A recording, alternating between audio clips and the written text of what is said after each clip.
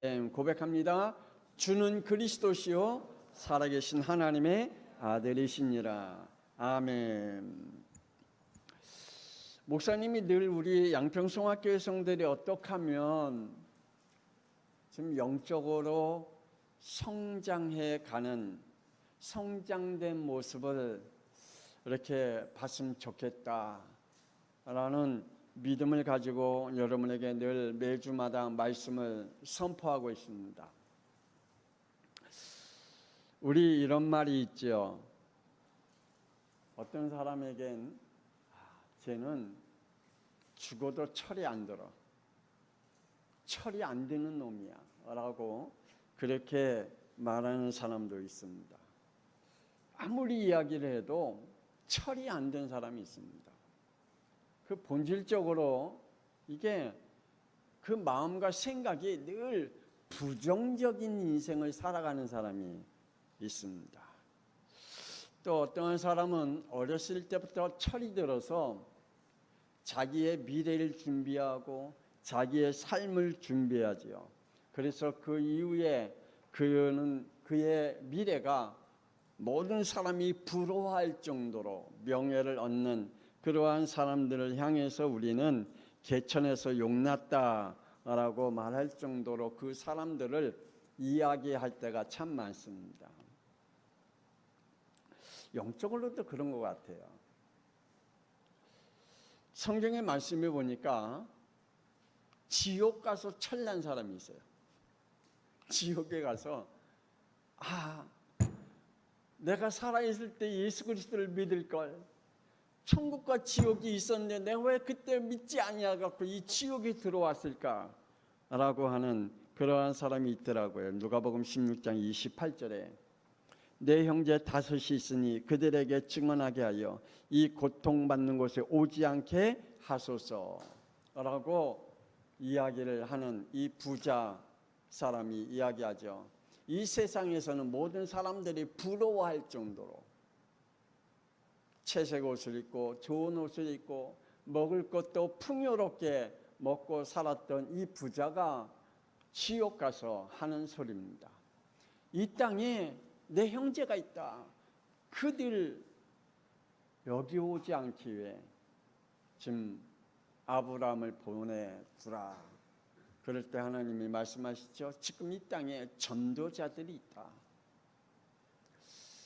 제가 옛날에 우리 동네에 전도하러 이렇게 다닐 때 어떤 어르신이 제가 예수 믿으라고 얘기하고 천국과 지옥에 대해서 이야기하고 하나님을 믿지 않는 우리의 조상들이 지옥에 가서 지금 우리를 위해서 천국 가기 위해서 기도하고 있다라고 이야기했더니 어떤 어르신이 저한테 이런 얘기하더라고요.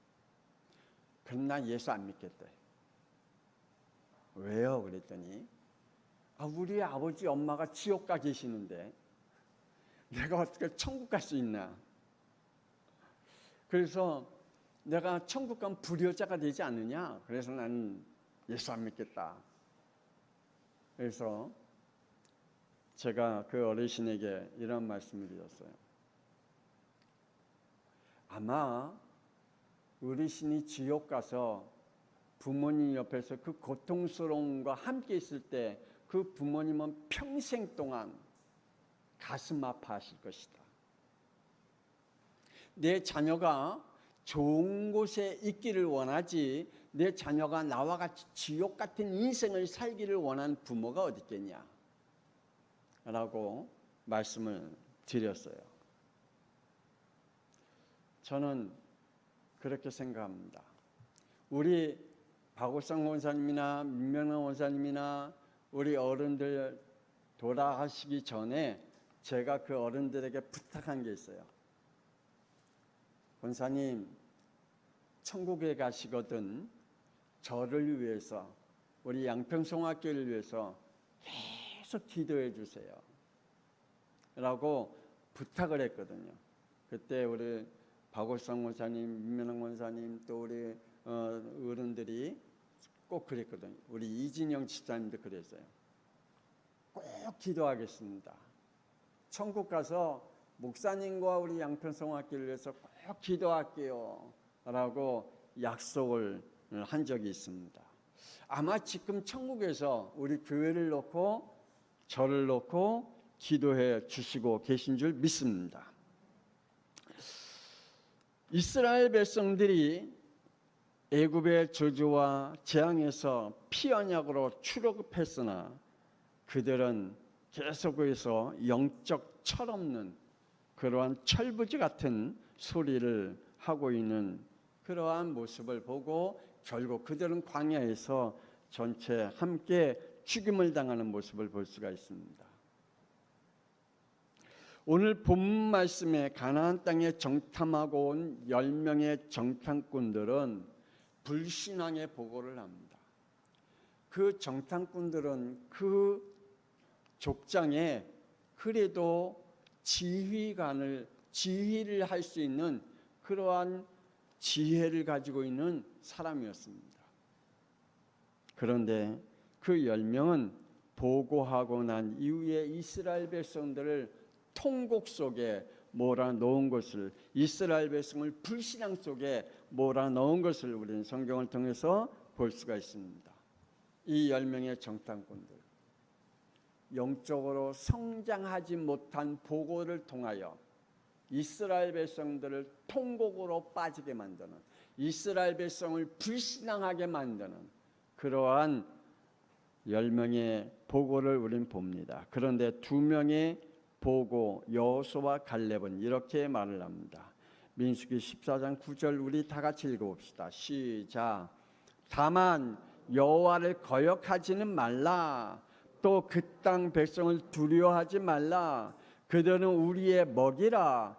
그들의 보호자는 그들에게서 떠났고 여호와는 우리와 함께 하시느니라. 그들을 두려워하지 말라 하나. 아멘. 여호수아 갈렙의 고백입니다. 영적 성장되어진 사람의 고백입니다. 우리의 고백은 어떤 고백을 할까요? 지금 여러분에게 있는 문제 속에 어떤 고백을 할까요? 그래서 그 고백을 통해서 내 주위에 있는 내 가정과 내 모든 사람들에게, 내 지인들에게 어떠한 불신앙을 심어주고 있을까요? 아니면 하나님이 함께하는 힘을 함께 줄까요? 오늘 말씀을 듣는 우리 양평성악교회 성도들은 영적 철부지 같은 소리 하지 말고 영적 성장의 소리를 하다가 하나님의 축복 속에 있기를 권세 있는 주 예수 그리스도의 이름으로 축복합니다.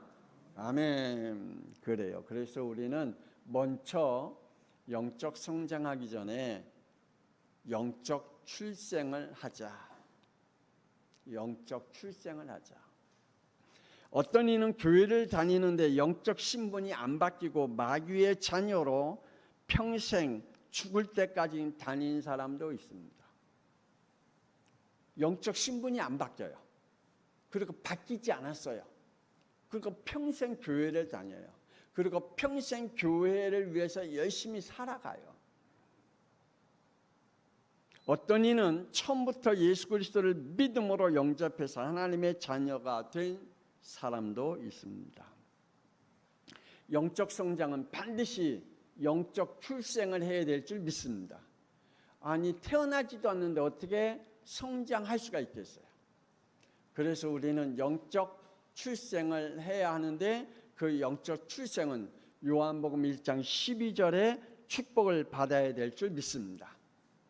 하나님의 자녀로 영적 출생을 해야 됩니다. 그래야 영적 성장을 할 수가 있습니다. 애굽 세상에서 나와야 됩니다.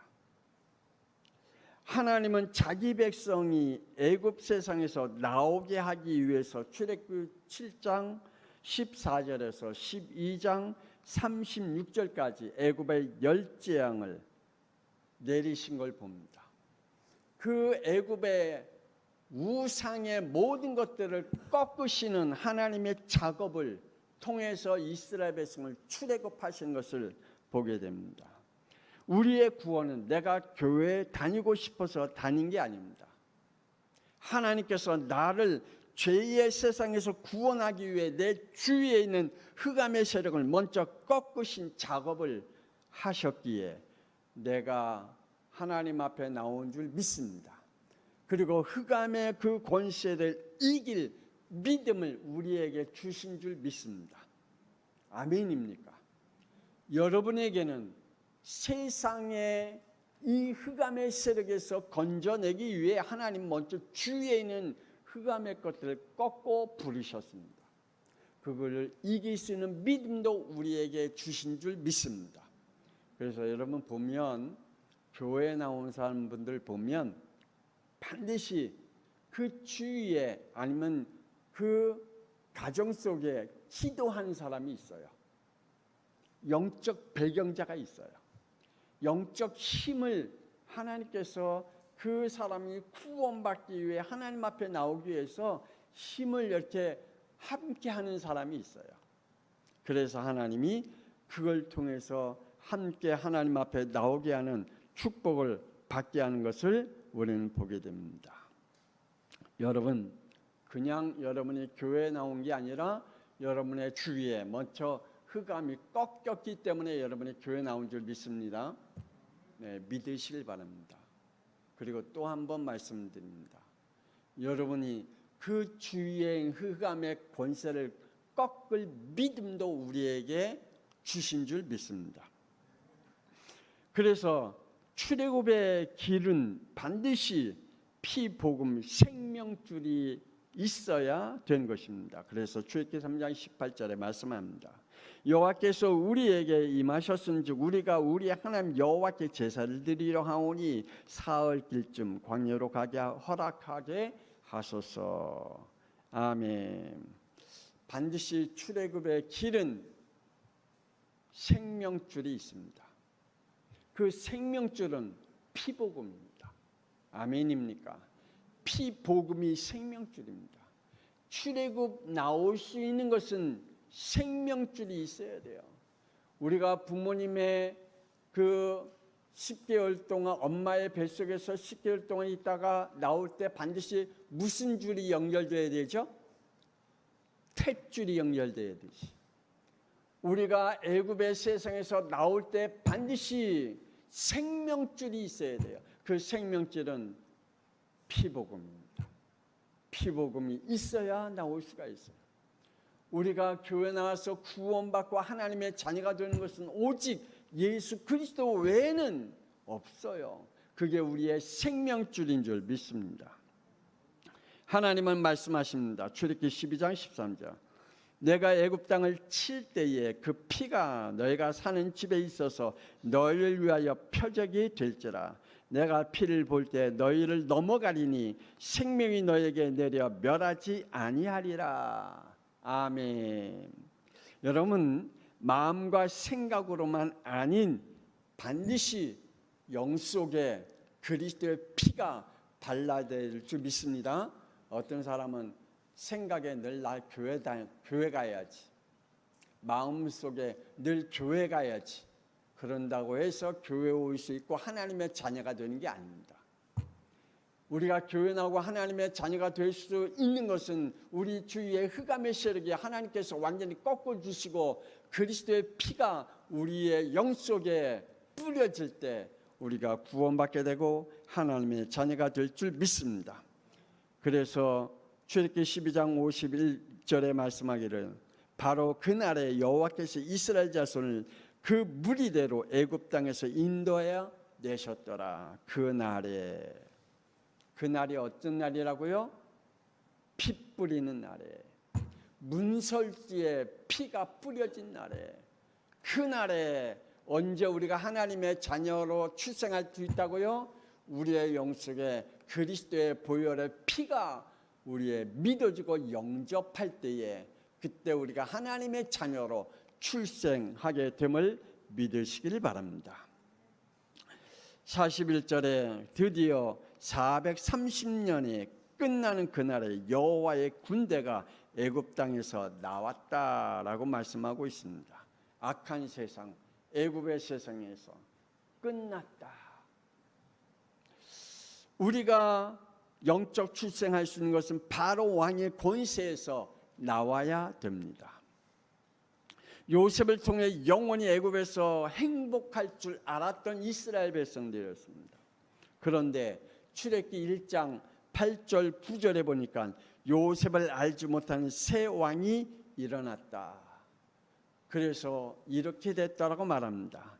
자, 우리가 그들에게 대하여 지혜롭게 하자. 두렵건대 그들이 더 많게 되면 전쟁이 일어날 때 우리 대적과 합하여 우리와 싸우고 이 땅에서 나갈까 하노라. 그래서 결국은 13절에 이스라엘 자손의 일을 엄하게 시켰다. 그래서 이스라엘 백성들이 더 세상에 눌리는 인생을 살게 되었다.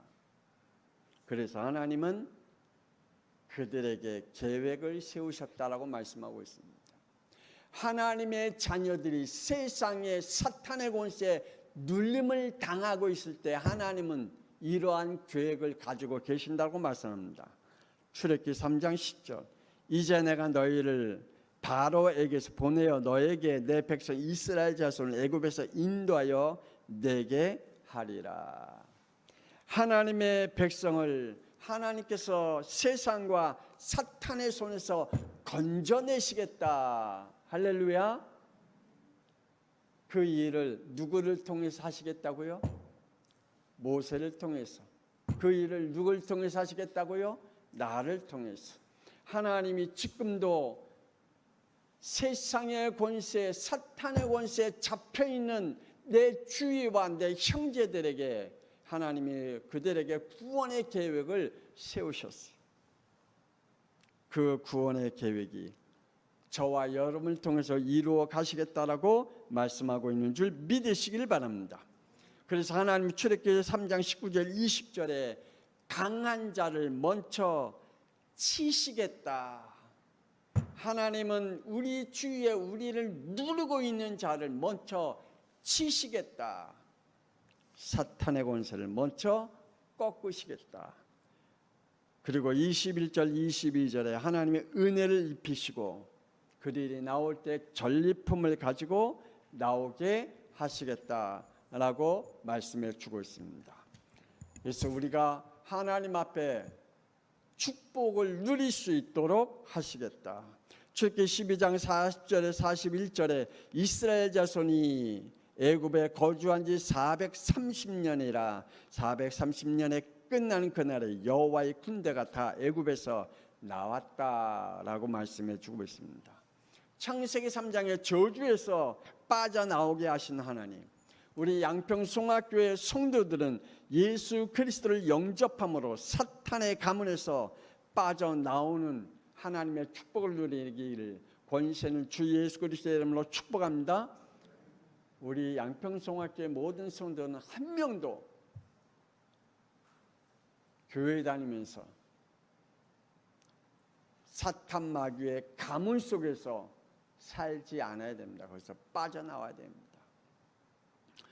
그래서 두 번째 영적 성장입니다. 애굽 세상을 그리워하는 전염병 가운데 살아가고 있습니다. 구원은 받았으나 창세기 3장 죄로 각인된 뿌리 체질에서 벗어나지 못하고 문제 앞에 서면 그 속에 살아가고 있습니다.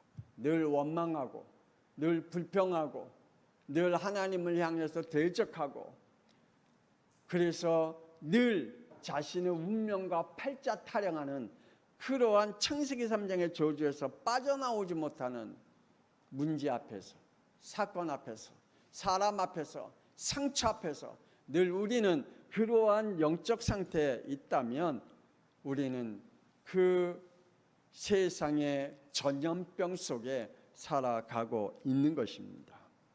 앞에는 홍해요, 뒤에는 애국 군대. 그래서 전혀 앞뒤가 안 보일 때 이스라엘 백성들이 이렇게 했다 그랬잖아요. 출애굽기 14장 11절에서 12절에 이렇게 말합니다. 매장지가 없어서 우리를 이끌어내어 이 광야에서 죽게 하느냐? 우리를 내버려 두라. 우리가 애굽 사람을 섬길 것이라 라고 말합니다. 매장지까지 들먹이죠. 영적 지도자가 없을 때 애굽 습관으로 돌아갑니다. 그래서 그들은 출애굽기 32장 4절에 금고리를 받아 부어서 조각칼로 새겨 송아지를 생기고 그들이 말하기를 이스라엘이 이는 너희를 애굽 땅에서 인도하여 낸 너희의 신이다라고 할 정도로, 그 정도로 이스라엘 백성은 창세기 3장의 저주에 그 전염병에서 빠져나오지 못하는 인생을 살아가고 있습니다. 우리는 세상을 그리워하지 않기를 원합니다. 그 전염병에 빠져 들어가지 않기를 권세는 주 예수 그리스도의 이름으로 축복합니다. 심지어는요, 모세가 하나님 앞에 기도하러 시내산에 올라갔어요. 그런데 일주일이 지나도 안 내려오는 거예요. 열흘이 지나도 안 내려오는 거예요. 20일이 지나도 안 내려오는 거예요. 30일이 지나도 안 내려오는 거예요. 결국 영적 지도자가 없었을 때 그들은 이렇게 우상 생활로 돌아가 버리고 말았던 걸 봅니다. 영적 지도자가 없을 때 애굽의 습관으로 돌아가는 사람들, 오늘 저와 여러분이 영적 지도자의 말씀 속에 하나님의 말씀에 인도를 받는 저와 여러분 되기를 원합니다. 가나안 땅 정탐꾼 10명이 자신들을 향한 계속해서 비하를 하고 있는 것을 봅니다. 빌립보서 민수기 13장 33절 우리 다 같이 한번 읽어봅시다. 시작.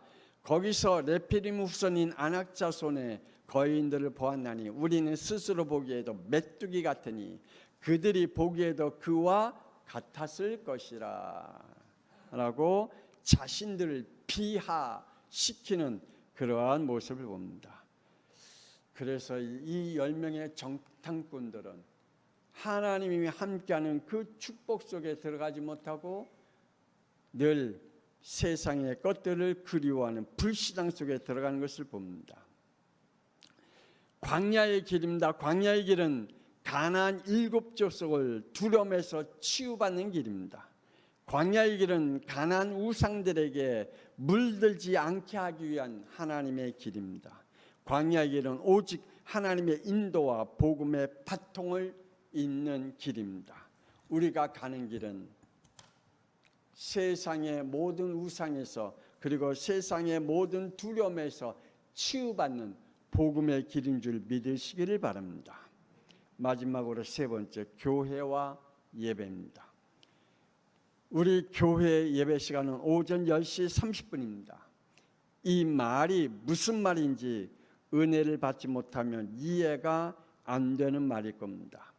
흑암을 꺾는 찬양, 기도를 담는 찬양, 말씀 인도와 성취시키는 예배, 이 예배 시간이 10시 30분입니다. 그래서 이 예배의 축복 속에 우리 양평송학교의 모든 성도들이 함께하기를 권세는 주 예수 그리스도의 이름으로 축복합니다. 교회는 영적 지도를 받으며 말씀의 인도를 받는 곳입니다. 영적 지도자가 어떤 복음 사상을 가지고 있느냐가 너무나 중요합니다. 그래서 목사님의 학문과 사상, 양식과 모습이 아닌 그 목사님이 성경을 어떤 눈으로 보고 있는지, 어떤 신학과 교리를 가지고 있는지가 너무나 중요합니다. 그래서 여러분, 교회 정말입니다. 우리의 자녀들이 혹 멀리 떨어져서 교회를 옮긴다 하고 다른 교회를 간다 할지라도 교회를 보면 안 됩니다. 아, 교회 큰 교회, 작은 교회, 그게 아니라 교회 건물이 있고 좋게 생긴 교회, 그게 아니라 그 담임 목사님의 신학과 교리가 어떤 신학과 어떤 교리를 가지고 지금 말씀을 선포하고 있는지, 어떤 신학을 하셨는지에 대한 그것을 잘 파악하고 해야 됩니다. 베드로는요, 그의 신학과 교리는 오직 하나였습니다. 예수는 그리스도이시다. 베드로의 메시지는 오직 하나였습니다. 그래서 사도행전 1장 15절 16절에 베드로가 그 형제들 가운데 일어서서 이르되 성령이 다윗의 입을 통하여 예수 잡은 자들의 길잡이가 된 유다를 가리켜 미리 말씀하신 성경이 응하였으니 마땅하도다. 초대교회 성도들은 영적 지도를 받으며 영적 성장을 이루어 갔던 것을 봅니다. 우리 양평송학교의 성도들도 반드시 영적 지도자를 통하여 영적 성장이 되어지기를 주 예수 그리스도의 이름으로 축복합니다. 영적 지도를 받은 자들로 중직자가 세워졌습니다. 사도행전 6장 3절에 형제들아 너희 가운데서 성령과 지혜가 충만하여 칭찬받는 사람 7을 택하라. 그 영적 지도자의 기도와 중직자와 성도들이 7절에 하나님의 말씀이 점점 왕성하여 예루살렘에 있는 제자의 수가 더 힘이 많아졌다. 허다한 제사장 무리가 이 도를 복종했다라고 말씀해 주고 있습니다. 교회가 전도 제자가 일어날 때 영적 성장이 함께 더불어 이루어 갈 줄 믿습니다. 따라합시다. 예배는 생명줄이다. 우리 예배는 여러분의 영적 생명줄입니다. 그래서 영적 영양분을 예배를 통해서 여러분이 계속 공급받아야 됩니다. 요한복음 4장 23절에 하나님은 왜 예배자를 찾고 계실까? 24절에 예수 그리스도로 생명 가진 영을 찾기 때문입니다. 그래서 마태복음 13장 23절 예배는 영적 영양분을 공급받아 30배, 60배, 100배의 생산성을 얻게 될 줄 믿습니다.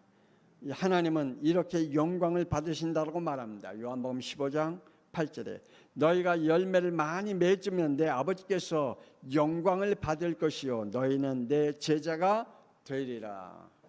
예배는 그리스도의 제자로 열매를 맺고 하나님 앞에 영광을 돌리는, 그래서 예배는 내 인생의 전부다라고 하는 영적 성장의 축복을 누리는 우리 양평송학교의 성도의 되기를 권세 있는 주 예수 그리스도의 이름으로 축복합니다. 하나님 은혜를 감사합니다. 지금도 많은 사람들이 영적 성장을 그리워하며 또 영적 성장되기 위해 하나님 앞에 기도하며 또 영적 성장되어 하나님 앞에 영광 돌리기 위하여 힘쓰는 하나님의 사람들이 있습니다. 그들의 영속에 예배를 통해서 역사하시는 하나님의 말씀이 저들의 영속에 역사하여 주시고 성취되는 축복을 누리게 하여 주옵소서. 우리의 영적 영양분을 계속 공급받는 생명줄은 예수 그리스도밖에 없음을 고백할 때마다 그 속에 있는 권세와 축복이 우리 모든 성도들에게 있게 하여 주옵소서. 이제는 살아계신 주 예수 그리스도의 은혜와 하나님의 놀라우신 사랑하심과 성령님의 감동함 안에 주 인도 역사하심이 영적 성장을 통하여 우리 주위에 있는 흑암을 꺾고 하나님께서 구원하기로 작정한 자들을 통하여 하나님이 역사를 이루어 가기를 원하는 모든 성도들 위해 지금으로부터 영원토록 함께 있을지어다. 아멘.